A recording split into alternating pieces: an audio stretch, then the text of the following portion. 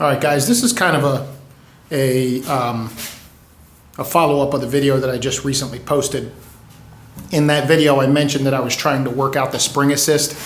Every time I build a ramp for myself, I end up selling it. So it's kind of a buffer for me. When I get behind, I just sell the one that I have, and then, you know, which is kind of funny because I don't use it, at least at this point in the season, because the trailer that I use is more apt for what I'm doing at the time, which is mostly trash haulings and pressure washing and things like that. So if you haven't seen my trailer video, you should check it out. That thing's pretty elaborate. But anyway, this is when I'm building other people's ramps. Typically, what I'll do is if I have a little bit of extra time, I'll use it for, you know, R&D for some other things that I got thinking about in my head. And one of the reasons why I build myself ramps is so that I have some time to mess with them in between ramp builds. But there hasn't been an in-between ramp build in months, which is good for me, but also kind of hampers my ability to put some extra things out. So I did run to Lowe's and pick up some garage door springs, and what I got was these here, and they are just garage door springs. There's two in there. They're the 160-pound, I guess, springs, and they have color codes on here. I started off with these, which were much smaller, and you can see the color coding says that these are the 90-pound springs, which sounds about right, because when I started with these, I realized that even both of those were not strong enough. Now with a bifold design, you know, it's going to be much heavier than a regular trailer gate as far as the weight is concerned for the springs. But these are what I picked up, and they're much bigger. And then I just grabbed a few of these, I don't know what you call these, eyes, I guess, with bolts on the end. Now with this ramp being the first one that has the handles that bolt on, I had a perfect mounting point, and I just grabbed some 3/16 flat bar that I had, drilled some holes in it. These holes are 3 inches on center, and so are these, but really this top hole is the only one that I needed. This bar is 12 inches. I measured 1 inch in to the center of this hole. I measured 1 inch from the bottom to the center of this hole, and then 3 inches from this hole to this hole. So that gives you an idea at least of what I did. Now, I will say this 3/16 inch bar is not strong enough. Without this strap in here, when I drop this gate all the way down, it flexes way too much. So if you're gonna do this for yourself, and you won't have this mounting point because this is the first ramp that I'm doing it on, you'll just need to drill a hole slightly under the handle, because this handle is in the same spot, it's just bolted instead. So you'll drill a hole slightly under the handle with some 3/8 inch eyes here. I'm gonna go grab the receipt and see if I can give a better idea of what it's called. Let's see here. Got 2 receipts. This one is for the springs. This one is for the other pieces. Yeah, so it says eye bolt, 3/8. And I got 2 different sizes. See if I can get this camera to work right. There's the 6 inch and then I guess the 4 inch. So the 4 inch ones look like they make the most sense. And if you can see that, the item number and all that stuff. So it's the 3/8 inch, 4 inch zinc eye bolt. So that's what I got. So I bought 4 of those. I got a package of those garage door springs, and I just kind of slapped this together. And it works pretty well. There's a few things that are wrong with it. Obviously, I want to integrate the spring assist into the ramp itself so that you don't see all of this stuff hanging. But it seems like most people are just using a spring that just kind of hangs. So I figured I'd give it a shot, since it's only going to take me about 10 minutes to put it all together. And so I figured I'd give it a go since I had this ramp before I get it packaged up tonight. So anyway, I'm going to put this on a tripod and I'm going to drop the ramp and show you if I can, the effort that it takes to drop it and pick it back up. Now, just keep in mind, this ramp is up probably 1.5 feet higher than it would be on your regular truck because I got it on the test table. I don't want to go put it on my truck and then have to bring it all back in here and get it packaged up. So I figured I would just do a quick video showing how it works and then what it kind of looks like.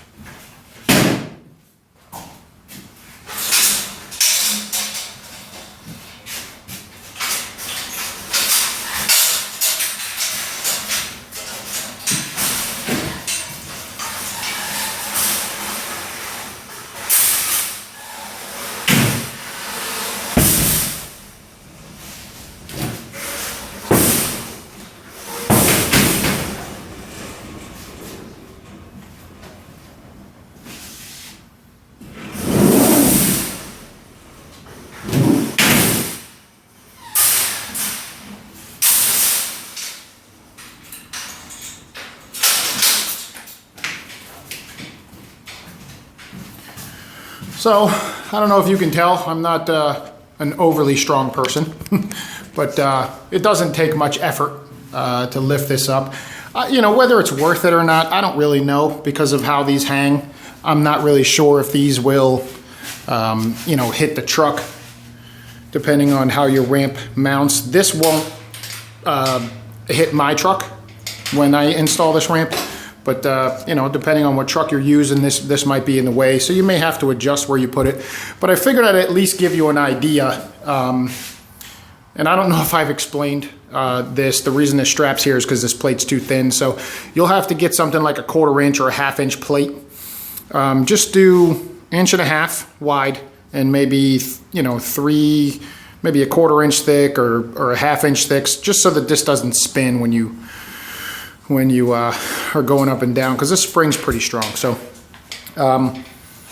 I just figured I would give at least some people an idea on how they could have a spring assist on the trailer. These springs were $45 for both of them, and I already showed you. Matter of fact, I'll go ahead and show you the item number for the springs. Again, I got these at Lowe's. So that is the number. And then I'll show on the receipt the price, which were, let's see, 160-pound garage door extension springs, $45.48 plus tax. So, you know, for less than, I guess, what, 60 bucks, you can get some springs on your gate and at least make your life a little bit easier.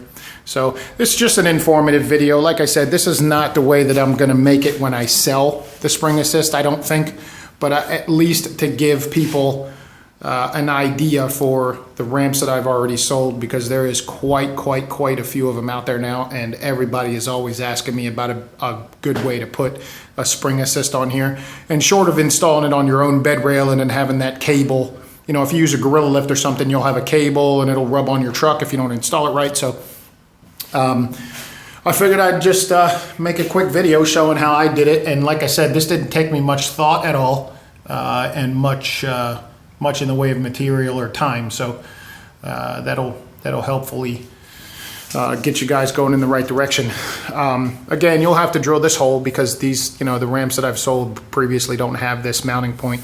And you will have to get some 1/4 inch or 1/2 inch flat bar. Again, this is 12 inches from top to bottom here.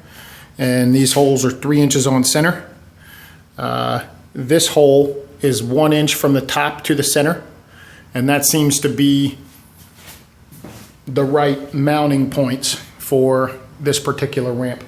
It'll also work on any of the other ramps that I have. This is a 60-inch extended, so it's a little bit heavier than the 60-inch standard.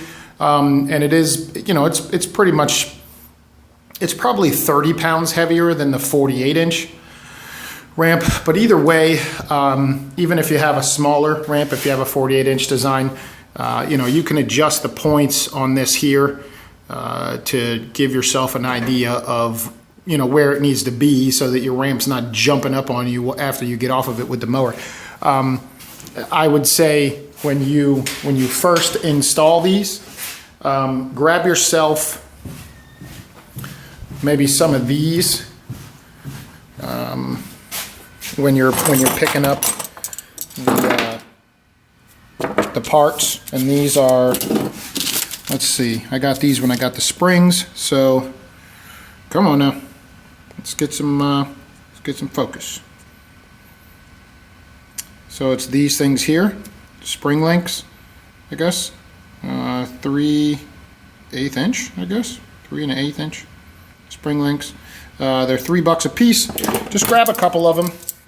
And the good thing about these is that you can just kind of, you know, you can get this bar mounted and get this piece in place. And then, like I said, if you have a 48 inch or something, or if you find that the springs are too strong for the placement that I've told you to put it, just, you know, snap these things on here and, you know, just go ahead and hook it on different spots in the expanded until you get the right tension that you want. And then that's where you can drill your hole on the outside. And, you know, that should get you where you need to be. Again, this is just a crude update about the spring assist, because I was thinking about it last night and I thought, why not try it before I get this this ramp out for shipment. The next ramp that I'm building, which I'll be starting probably tomorrow, is a 48 inch that's going to Texas. And I'll do the same thing with the springs on that and just see, you know, how it works with that. And I'll do an update video on the you know, the placement of those springs as well. So anyway, sorry if I'm rambling, but I hope this gives some people that already have this ramp some ideas on how to save their back a little bit of stress.